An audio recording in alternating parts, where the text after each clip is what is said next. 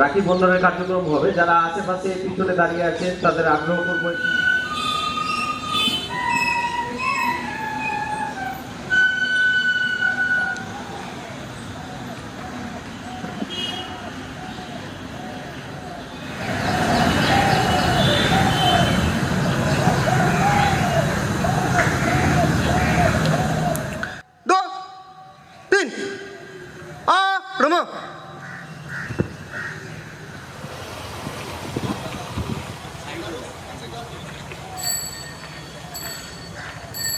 संघ दक्ष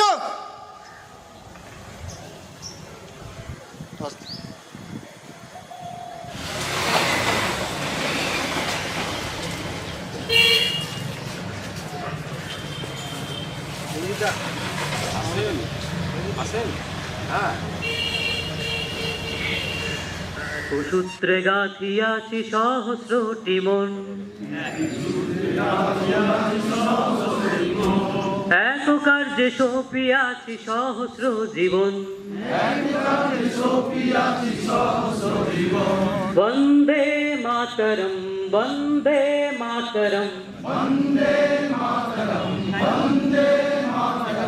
এক সূত্রে গাঁথিয়াছি সহস্রটি মন,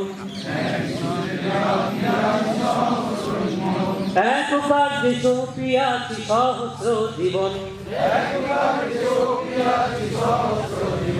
বন্দে মাতরম বন্দে মাতরম, এক সূত্রে গাঁথিয়াছি সহস্রটি মন।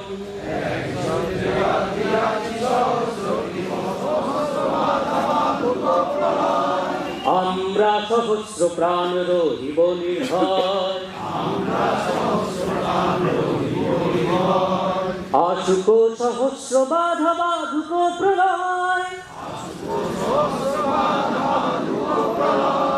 আমরা সহস্র প্রাণ রহিব নির্ভয়, আমরা সহস্র প্রাণ রহিব নির্ভয়। বন্দে মাতরম বন্দে মাতরম, এক সূত্রে গাঁথিয়াছি সহস্রটি মন, এক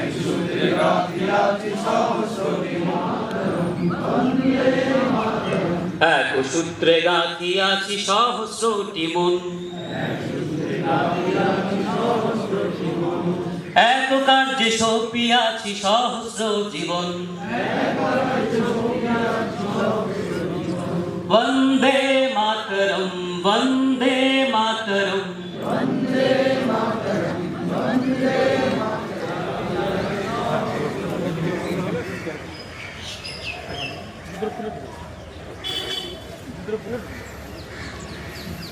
অমৃত বচন শ্রীমা বলেছেন,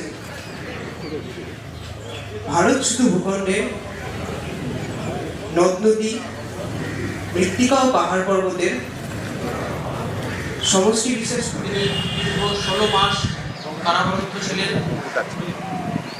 1978 সালে ওনার পড়াশোনা সমাপ্ত করার পরে রাষ্ট্রীয় স্বয়ংসেবক সংঘের প্রচারক বেরোলেন।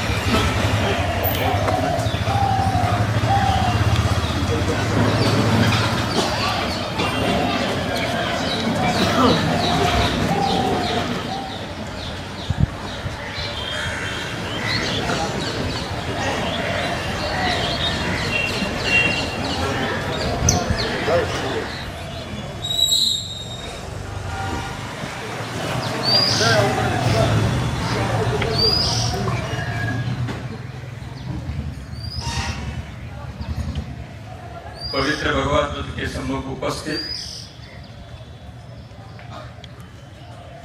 माननीय क्षेत्र संघचालक अभियंता, माननीय प्रांत संघचालक ऋषिकेशदा, माननीय विभाग संघचालक संतदा,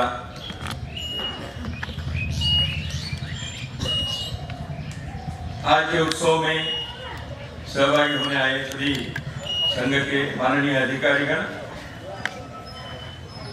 नगर के समाजातील गणमान्य व्यक्ती, स्वयंसेवक, कार्यकर्ता बंधुओं, श्रद्धेय माता भगिनी, जैसे हम सब आज उत्सव के लिए आए हैं, हम सब जानते हैं आज श्रावण मास का पूर्णिमा दिन है। श्रावण पूर्णिमा अपने हिंदू समाज की परंपरा में एक विशेष महत्व रखता है। आज एक उत्सव है जिसको हम राखी बंधन, रक्षाबंधन कहते हैं। वैसे अपने हिंदू समाज में उत्सवों के, तीज त्योहार की कमी नहीं है।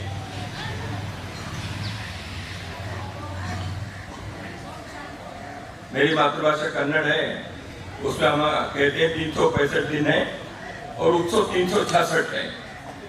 बंगला में कहते हैं आप 12 महीने हैं, 13 महीने के उत्सव, क्या ऐसे कुछ कहते हैं। तो हिंदू समाज के लोग इतने उत्सव मनाते हैं, उत्सव प्रिय लोग हैं हम।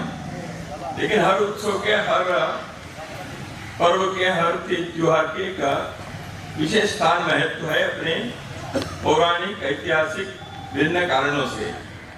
और लगभग 7-8 हजार वर्षों के इतिहास की सभ्यता में ये स्वाभाविक है, जो कि हिंदू समाज की जो सभ्यता का प्रवाह है ये तो खंडित हुआ ही नहीं, लगातार चल ही रहा है। विश्व के अन्य सभ्यताओं में, सिविलाइजेशंस में बीच बीच में खंडन हो गया। भूमि वही है, देश वही है, लोग भी उनके ही संतान है पूर्वजों के, लेकिन सभ्यता, संस्कृति बदल गई। आज ग्रीस देश में जाकर देखेंगे, रोम में जाकर देखेंगे, वहां के इतिहास तो पुराना है। इजिप्ट में हम इतिहास में पढ़ते भी हैं, उन सबके सिविलाइजेशंस के एक विशेष महत्व रहा है। परंतु आज लोग बदले हैं और वहां इतिहास सब क्या हो गया, म्यूजियम में, संग्रहालय में है देखने के लिए, ग्रंथों में है। जीवन में वो पुरानी बात नहीं है, बदल गया है। भारत में ऐसे नहीं है हिंदू समाज के। आज भी यदि वेद व्यास महर्षि आ गए या पौराणिक काल के कोई ऋषि आ गए तो उनको लगेगा वही भारत है। लेकिन हिंदू समाज की विशेषता यह भी है, हमारे चिर पुरातन है लेकिन नित्य नूतन भी है। हम प्राचीन काल के, पुरातन काल के, संस्कृति के, सभ्यता के कई बिंदुओं को आज भी जीवित रखे हैं अपने व्यक्ति, कौटुंबिक, सामाजिक जीवन में। परंतु आधुनिक काल के भी हम स्वागत करते हैं, उसका भी आलिंगन करते हैं। दुनिया के सामने आधुनिक काल के तंत्रज्ञान के साथ खड़े होने के हमारे तैयारी भी है, सिद्धता है। यही कारण है कि चंद्रमा पर चंद्रयान अपने लोग कर सके। तो इसलिए हम नित्य नूतन चिर पुरातन, इसलिए इस अपने धर्म को, संस्कृति को सनातन कहा है। ये धर्म सनातन। जैसे एक पुराना पेड़ रहता है, कोई पीपल का है, अश्वत्थ वृक्ष है या कोई सैकड़ों साल से हैं, उसके जड़ें गहराई से नीचे, जमीन के नीचे बहुत गहराई और फैल भी गया है अंदर, तन भी मजबूत है, शाखाएं हजारों की संख्या में है। तो जड़ पुराने हैं लेकिन पत्ते, फूल, फल वो हर सीजन में, हर ऋतु में नए आती है।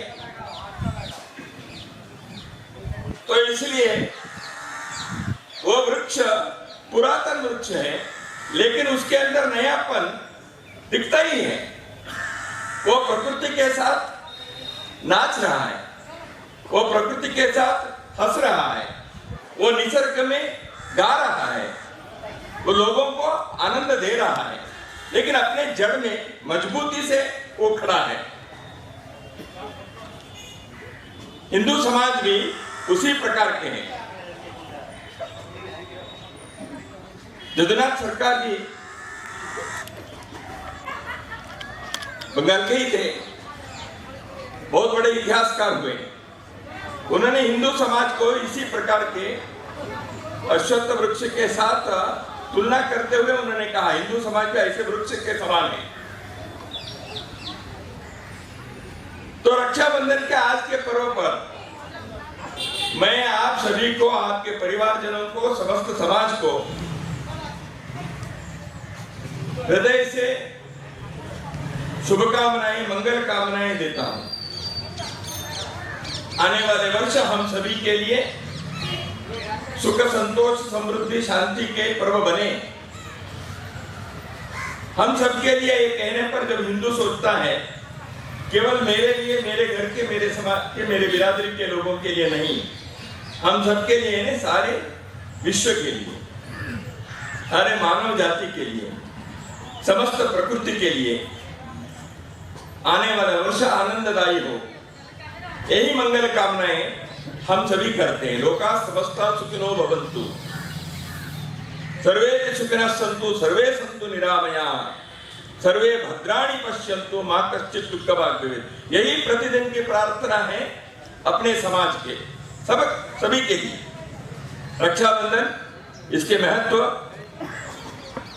पौराणिक भी है। हम सुनते हैं पौराणिक काल में देवों के राजा इंद्र को उनके पत्नी शची देवी ने उनके हाथ में रक्षा बांध दी, यानी पत्नी पति को रक्षा बांधने की भी परंपरा हमारे यहाँ रही है। हम ऐतिहासिक काल में देखते हैं गुरुदेव रविन्द्रनाथ टैगोर बंगाल में जब अंग्रेजों के विरुद्ध में आंदोलन के लिए स्वदेशी आंदोलन प्रारंभ किया, नदी के तट पर हजारों लोगों को इकट्ठा करके उन्होंने राखी बांधकर संकल्प लिए और संकल्प दिए, सबको लोगों को दोहराने के लिए कहा। यह ऐतिहासिक काल में एक निश्चित कार्य के लिए संकल्पबद्ध होने के लिए रक्षा बांधने के एक प्रसंग रहा। तो उसमें हम जिस कार्य के लिए प्रण लिए हैं, संकल्प लिए, उसको पूरा करेंगे, इसलिए हाथ में राखी बांध लिए। सांस्कृतिक दृष्टि से भी अपने समाज में रक्षाबंधन के उत्सव चलता है, जो हम सब अभी घर घर में करते हैं। मैं कल शाम को मालदा शहर के सड़कों पर जा रहा था तो देखने को मिला सायंकाल दुकानें खुले हैं, रविवार होने पर भी, और बड़ी संख्या में माता भगिनी दुकान है और हर जगह पर राखी दुकानों पर है, तो राखी लेकर जा रहे हैं। तो बहनें अपने भाइयों को राखी बांधती हैं। तो इसलिए अभी सांस्कृतिक दृष्टि से बहन भाई को राखी बांधना यह हो गया है। तो इसलिए मैंने कहा पत्नी पति को भी बांधती है, समाज के लोगों को भी बांधने का गुरुदेव रविन्द्रनाथ टैगोर ने संकल्प के लिए उसका उपयोग किया। राष्ट्रीय स्वयंसेवक संघ ने समाज में भ्रातृत्व को, सोदर भाव को, भाईचारे को, हम सब एक समाज के हैं, हम सब बंधु भगिनी हैं, हिंदव सोदरा सर्वे, इस भाव को जीवन में उतारना चाहिए। इसलिए इस पर्व के समय राष्ट्रीय स्वयंसेवक संघ ने रक्षाबंधन के उत्सव को इस दृष्टि से मनाना प्रारंभ किया। आज देश भर में रक्षाबंधन के उत्सव इसी संदेश के साथ, इसी उद्देश्य के साथ हो रहा है। अपने समाज विविधतापूर्ण है, अपने समाज के अंदर कई प्रकार की पंथ संप्रदाय है, भाषा भाषी लोग हैं। इसी मालदा में बंगला भाषा बोलने वाले भी हैं, नेपाली भाषा बोलने वाले भी हैं, हिंदी भाषा बोलने वाले भी हैं। तो एक मालदा शहर में भी इतनी विविधता है। समस्त भारतवर्ष में सैकड़ों हजारों भाषा बोलियां हैं, इतने प्रकार की विविधता है। ये सब होने के पश्चात वेद भी एक वेद है तो 4 वेद है, कोई ऋग्वेदी है, कोई यजुर्वेदी है। तो कितने प्रकार की विविधता है, लेकिन इन सबके अंतर्गत उसके पीछे उसके अंदर एक एकता के प्रवाह है। भारत के व्यक्ति तीर्थ यात्रा में जाता है तो रामेश्वर में जाता है, वहां प्रभु श्री राम ने जिस शिवलिंग को स्थापना की उसकी पूजा करता है। और जाते समय उत्तर भारत में जो गंगा जी बहती है उस गंगा जी को लेके जाते हैं और वहां शिवलिंग का अभिषेक करते हैं। उत्तर से दक्षिण को जोड़ रहे हैं, पूर्व से पश्चिम को जोड़ते हैं। इसलिए समस्त भारतवर्ष में हम एक हैं, भले ही विविधता है। ये विविधता उस एकत्व के ही अभिव्यक्ति है, प्रकटीकरण है। मूल में हम एक हैं, उसके प्रकटीकरण हजारों प्रकार से हुए हैं। इसलिए आपस में हमारे कोई एक दूसरे के साथ भेदभाव, नफरत, द्वेष, झगड़े झंझट ये नहीं रखना है। यही हमारे पूर्वजों ने हमें अपने आचरण से संदेश दिया है। आदि शंकराचार्य ने केरल के कालड़ी से निकले, पूरे देश में उन्होंने यात्रा की। देश के 4 स्थानों पर उन्होंने मठ की स्थापना की, दक्षिणामनाएं, उत्तरामनाएं, पूर्वामनाएं और पश्चिमामनाएं। श्रृंगेरी में, द्वारका में, बद्रिकाश्रम और पुरी में। आधुनिक काल में स्वामी विवेकानंद कोलकाता से निकले, कन्याकुमारी पहुंचे, पूरा भारत की परिक्रमा किए और विदेश से वापस आए, कोलंबो से हिमालय तक का वो यात्रा की, यानी उत्तर से दक्षिण, दक्षिण से उत्तर। प्राचीन काल में प्रभु श्री राम ने सरयू नदी के तट से रामेश्वर तक पहुंचे। भगवान कृष्ण पश्चिम से पूर्व तक, द्वारका से लेकर मणिपुर तक। इसलिए डॉक्टर राम मनोहर लोहिया, जो समाजवादी विचार के बहुत बड़े नेता रहे, उन्होंने भारत की इस एकता को, एकात्मता को अपने एक प्रसिद्ध लेख में उन्होंने अंकित किया है।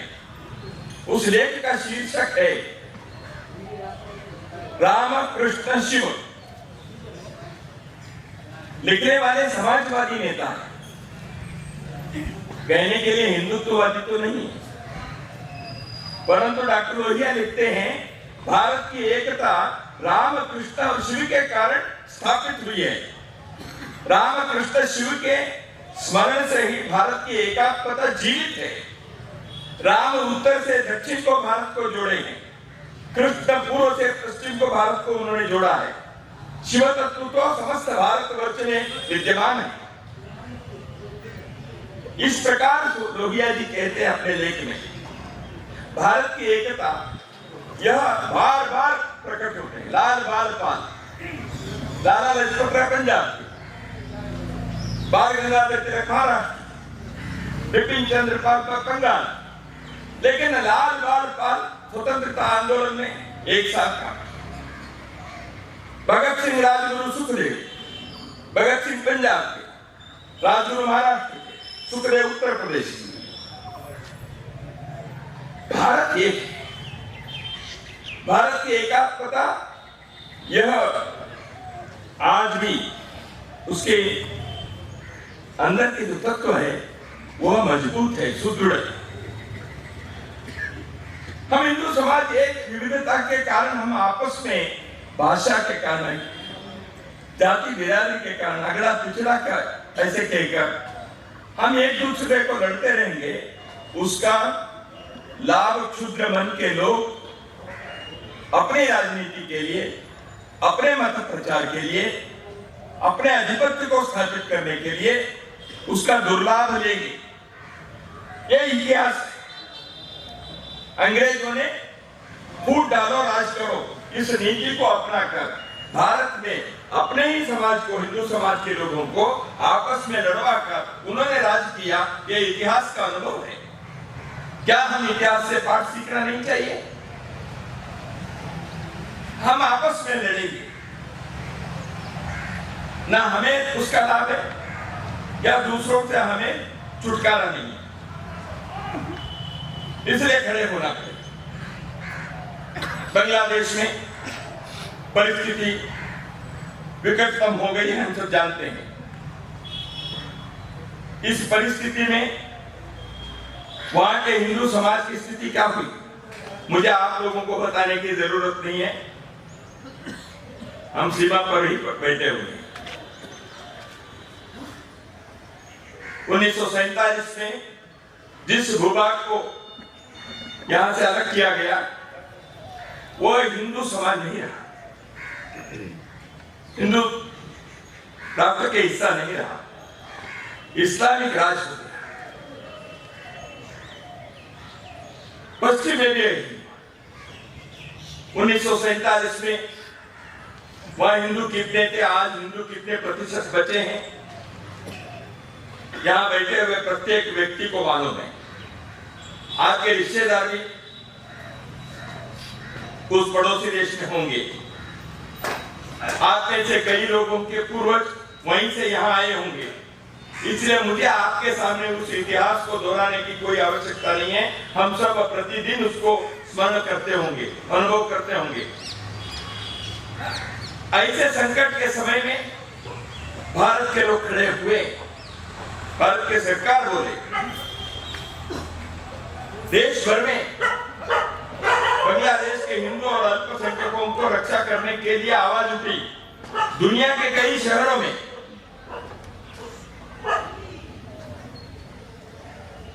मैं कल रात को एक वीडियो देख रहा था, तेलंगाना के एक गांव के एक गुरुकुल के विद्यार्थी, बांग्लादेशी हिंदू बंधुओं हम आपके साथ है, ऐसे वो जुलूस निकालेंगे। गुरुकुल के विद्यार्थी, यानी दूर तेलंगाना के वो गुरुकुल के विद्यार्थियों को भी लगता है बांग्लादेश के हिंदुओं के साथ हमें खड़े रहना चाहिए।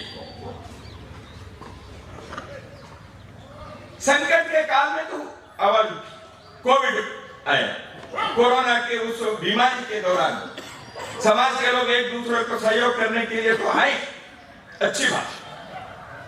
संकट के काल में हम एक रहना चाहिए, कैसे संभव हुआ?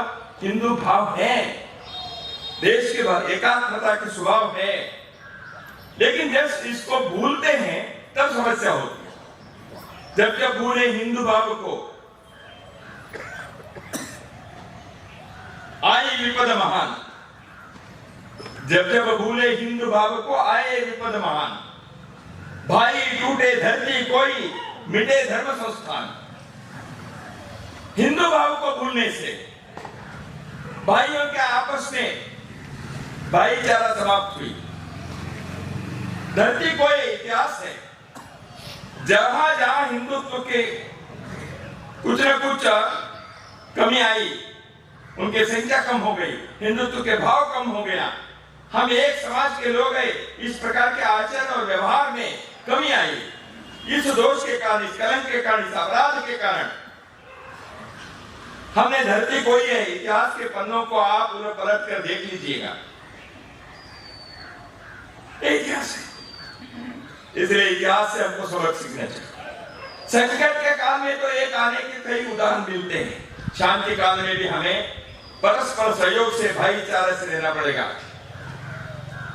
वो भी आवश्यक है। विकास के लिए सहयोग आवश्यक है, शांति के लिए परस्पर समन्वय और सहयोग आवश्यक है। जो परस्पर सहयोग समन्वय न रखते हुए, भाईचारा नहीं रखते, केवल स्वार्थ में, वो राक्षसी प्रवृत्ति है। दूसरों के सहयोग देना यह दैवी प्रवृत्ति है। कहानी है, हमको मालूम होगा, राजा इंद्र ने देवता और राक्षसों को भोजन की व्यवस्था की, अच्छे भोजन उनके सामने परोस दिया, लेकिन एक सूचना दी, पहले आप लोग उनको हाथ बांधेंगे दोनों, तो आपको भोजन करना है, तो आप हाथ को ऐसे मोड़ नहीं सकते। लगा दिया, पट्टी लगाकर इसको बांध दिया, हाथ ऐसे रहेंगे, तो आप खाओ। राक्षसों ने भोजन लेकर कैसे खाएंगे? तो उसको ऊपर उठा देते, ऐसे करके करके पूरा चेहरे पर गिर गया, कर नहीं पाए भोजन। देवताओं ने क्या किया, वो हाथ को दूसरों के मुंह पर लेके गए, उठाया दूसरे के मुंह पर, उन्होंने मेरे ऊपर, उन्होंने हाथ मोड़े नहीं है, लेकिन एक दूसरे को खिलाया, सब अच्छे भोजन कर लिए। तो दैवी गुण क्या है? केवल स्वार्थ को नहीं सोचना। दैवी गुण यह है दूसरों को भी खिलाना, ताकि मुझे वो भी खिलाएंगे, मेरा पेट भी भरेगा, उनका पेट भी भरेगा। राक्षसी गुण क्या है, आसुरी गुण क्या है? केवल स्वार्थ, मेरे लिए। तो अपने समाज में इस प्रकार के परस्पर सहयोग के, समन्वय के, दूसरे के प्रति संवेदना के भाव को जागृत रखने तक हम समाज एक रहें, हम किसी प्रकार के संकट का सामना कर सकते हैं।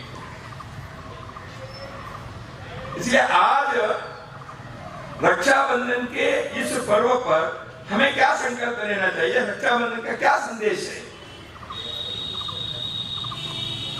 हम रक्षाबंधन में शांति और समन्वय के, भाईचारा के एक संदेश है,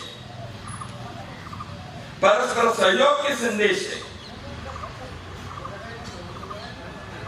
इसलिए हम जब राखी बांधते हैं, ये संकल्प है, हम अपने जीवन में उन्नति के लिए, अपने जीवन को बेहतर बनाने के लिए स्वयं प्रयत्न करें, और अपने समाज में इतने सब प्रकार की विविधता होने पर भी हम उस कारण से आपस में नहीं लड़ेंगे। वो कथा क्या है हमारे देश में? एक चुनाव निर्वाचन हो गया, उसी के कारण भी एक दूसरे के ऊपर हमले कर हिंसाचार होता है। एक समाज के लोग हैं भाई, एक भारत मां की संतान है। हम एक रहेंगे तो ये 150 करोड़ लोग दुनिया में चमत्कार कर सकते हैं। विश्व के सामने एक हम आदर्श खड़ा करें, इतनी विविधता होने पर भी हम एक हैं। भारत ने दुनिया को योग दिया, वेद दिया, आयुर्वेद दिया, संस्कृत दिया, कुटुंब के पद्धति सिखाई। भारत ने इतने सब दिए, कौन दिए? हमारे पूर्वजों ने दिया। इस पीढ़ी को क्या करना है? योग हमने नहीं किया, हमारे पूर्वजों ने किया है। आयुर्वेद हमने न को निकाला, हमारे पूर्वजों ने किया। कुटुंब पद्धति किसने बनाई? हिंदू समाज में हजारों वर्षों से है, हमने नहीं बनाई। हम इसको कभी कभी तोड़ते हैं। यानी पूर्वजों ने किया, इसके कारण भारत की कीर्ति दुनिया भर में है। G20 देश के अधिवेशन हुआ, भारत सरकार ने वसुधैव कुटुंबकम इस संदेश को उस अधिवेशन में दुनिया के लिए रखा। एक पृथ्वी, एक परिवार, एक भविष्य, one earth, one family and one future. ये भारत की मिट्टी का संदेश है, यहाँ के संस्कृति के उद्गार है, यहाँ के मुनियों के, विभूतियों के, यह हिमालय के चोटी पर उन्होंने दुनिया के लिए दिया हुआ मार्गदर्शन है। एक पृथ्वी, एक परिवार, एक भविष्य, इसको कैसे हम उतारेंगे? इसके लिए प्रतिदिन के साधना चाहिए। संघ के कार्यकर्ता इसलिए शाखा जब चलाते हैं, वहां यही बताते हैं। संघ के शाखा में खेल होती है, हिमालय किसकी? हमारी है। हिमालय किसका? हमारा है। हिमालय किसका? हमारा है। ये तमिलनाडु में भी कहते हैं, कर्नाटक में भी कहते हैं शाखा में, मध्य प्रदेश में भी कहते हैं, वहां तो हिमालय है ही नहीं। लेकिन एक शाखा में आने वाले सामान्य विद्यार्थी के मन में भी यह आता है पूरा देश मेरा है। हम कहानी बताते हैं, केरल के श्री नारायण गुरु, तमिलनाडु के सुवर्ण भारती के, बंगाल की कोई खुदीराम बोस, शाखा में कहानी, शाखा में बीज होते हैं। समस्त भारतवर्ष एक है, इसका प्रतिदिन के अनुभव कराते हैं, प्रतिदिन के इसका स्मरण होता है। तो इसलिए केवल संकट के समय हम समाज एक होता है, यह पर्याप्त नहीं है। संकट के समय में भी कभी कभी नहीं होते हैं। इसलिए एकता एकात्मता यह केवल उपदेश के अध्ययन के विषय नहीं है, आचरण के व्यवहार के विषय। छोटी छोटी बातों में हम समाज के ध्यान रखें। अपने जीवन में इस प्रकार के एक पूरे देश हमारे सामने प्रतिदिन है। इसलिए अपने देश में हमारे पूर्वजों ने उन बातों को लाए। चतुर्धाम की यात्रा करो, 12 ज्योतिर्लिंग के स्मरण करो, यात्रा करो, 52 शक्तिपीठ को देखो। प्रतिदिन स्नान करते समय कहेंगे गंगे च यमुने चैव गोदावरी सरस्वती नर्मदे सिंधु कावेरी जलेस्मिन् सन्निधिं कुरु। ये सारी नदियां, पवित्र नदियां, माताएं भारत के विभिन्न राज्यों में वो बहती हैं। लेकिन मैं मेरे घर में मेरे बाल्टी के पानी में गंगा को, यमुना को, कावेरी को, सबको देखता हूं। हमारे पूर्वजों ने कितने विचार करके, सोच करके ऐसे एक एक बात को हमारे सामने रखा है और जीवन में उतारने के लिए उन्होंने पद्धतियां बनाई। इसलिए अपने कुटुंब में इन बातों को करना चाहिए। हमारे समाज में अगला पिछड़ा इन भावों को दूर करके हम एक समाज, भारत मां के संतान, यह लाना पड़ेगा। राजनीति में आपस में झटापट होते हैं। 4 दिन के चुनाव साल भर के द्वेष को पैदा करता है। क्या हम बुद्धिमानी से देखें, 4 दिन के चुनाव को 5वां दिन भूल जाएं, बाकी 360 दिन हम परस्पर भाईचारे से नहीं रह सकते? इतनी बुद्धि हमारे को नहीं है। चुनाव से जो जीत गए वो जीत गए, बाकी समाज लड़ते रहे। ये क्या तरीका होता है? लोकतंत्र के कारण चलो भाई चुनाव करो, हो गया, उसको बंद करो, जो जीता जीता, बाकी आगे बढ़ो। नहीं, उसी के कारण साल भर में एक दूसरे की समाज में शांति गई, सुख गया, भाईचारा गई। क्या 5000 वर्षों के हिंदू समाज अपने बुद्धि से, अपने इतिहास से, सबक से एक अच्छे जीवन हम नहीं जी सकते?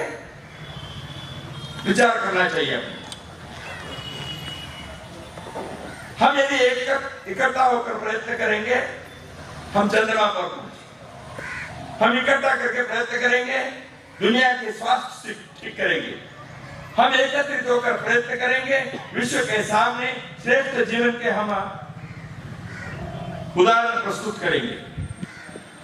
हमारी भाईचारा केवल मनुष्यों के साथ नहीं है, हम पशु पक्षी, पेड़ पौधे, प्रकृति के साथ में हमारा रिश्ता वही है। हम इसलिए नदी की पूजा करते हैं, वृक्ष की पूजा करते हैं। कागज पर यदि गलती से भी पाप हो गया तो हम उसके नमस्कार करते हैं। जड़ चेतन में ईश्वर को देखने वाली ये श्रेष्ठ संस्कृति के वारस हम हैं। इसलिए अपने को, अपने अगली पीढ़ी को इस जीवन को जीने के एक इस महान तत्व को अपने जीवन में उतारने के, क्योंकि भविष्य मानवता के, विश्व के इसी पर टिकी हुई है। प्रकृति की रक्षा, समाज के अंदर भाईचारा, सब मिलकर प्रयत्न और सभी पंथ संप्रदाय सत्य है। जड़ चेतन में ईश्वर विद्यमान है। हिंदुत्व के इस संदेश को दुनिया के कोने कोने में स्थापित करने के लिए हिंदू समाज को शक्ति संपन्न होकर आत्मविश्वास के साथ हमें खड़ा होना पड़ेगा। हम स्वयं को भी बचाएंगे, उद्धार करेंगे, विकास करेंगे और विश्व को भी बचाएंगे। रक्षा वही कहते हैं, हम दूसरों की रक्षा करने के लिए। तो इसलिए रक्षाबंधन के इस अवसर पर पुनः एक बार आप सभी को मंगल कामनाएं मैं व्यक्त करते हुए इन बातों को, हिंदुत्व के इन जीवन संदेश को हम अपने जीवन में उतारने के लिए न केवल संकल्प करें, उस पथ पर अनुगामी होकर चलने के लिए प्रयत्न करें। नमस्कार।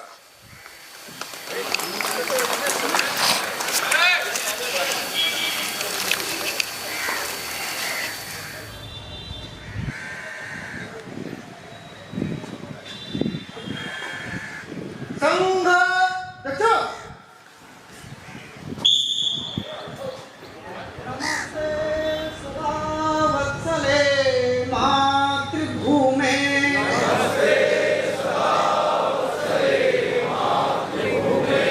मया हिन्दुभूमे सुखं वर्धितोऽहम्। महामङ्गले पुण्यभूमे त्वदर्थे।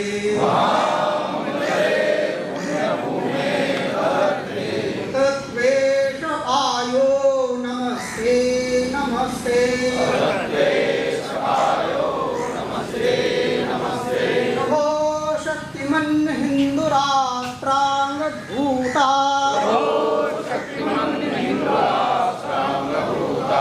मे सादरं त्वा नमामो वयम्।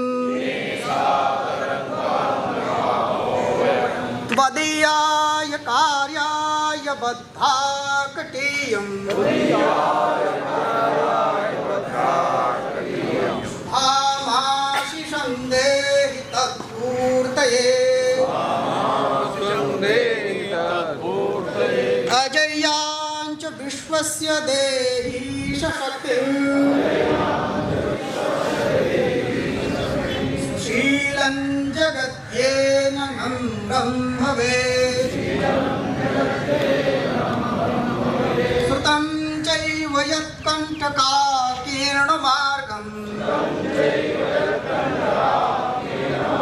स्वयं स्वीकृतं न सुगं कारयेत्। समुत्कर्षनिःश्रेयसस्वैकमुग्रम्। परं साधनं नाम वीरव्रतम्। तदन्तः स्फुरत्वक्षया ध्येयनिष्ठा। तदन्तः प्रजागर्तु तीव्रानिशम्। येत्री च न संहता कार्यशक्तिर्। आयास्य धर्मस्य संरक्षणम्। परं वै भवन्नेतुमे तत्स्वराष्ट्रम्। समर्था भवत्वाशिषा ते भृशम्। भारत माता की जय। ध्वजा प्रणाम। 1 2 3।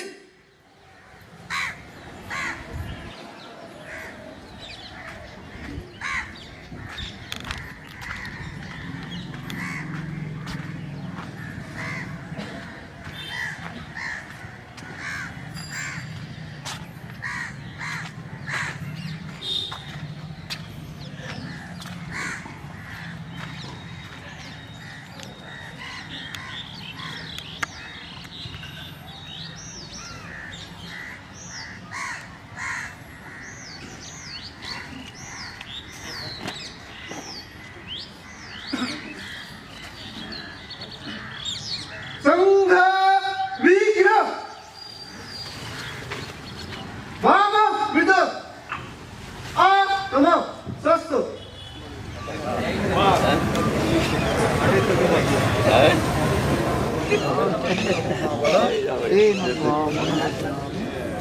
এই কার্যক্রমের পর রামকৃষ্ণপল্লী শাখার যারা স্বয়ংসেবকরা আছেন মঞ্চের ডান দিকে এখানে সম্পদ করবেন, ওখানে সুব্রত দার সাথে সবাই দেখা করে তারপরে যাবেন।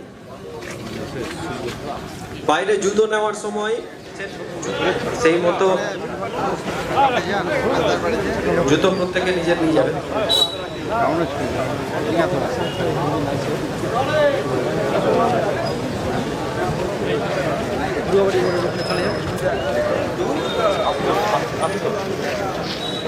আপনি বুঝবেন না,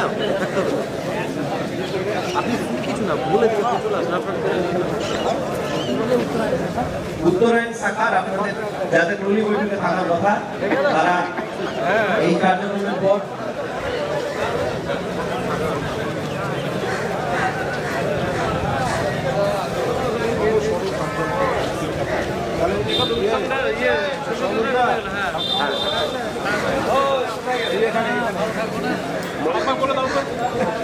রামকৃষ্ণপল্লী শাখায় থেকে যারা এসছেন তারা ডান দিকে মঞ্চের ডান দিকে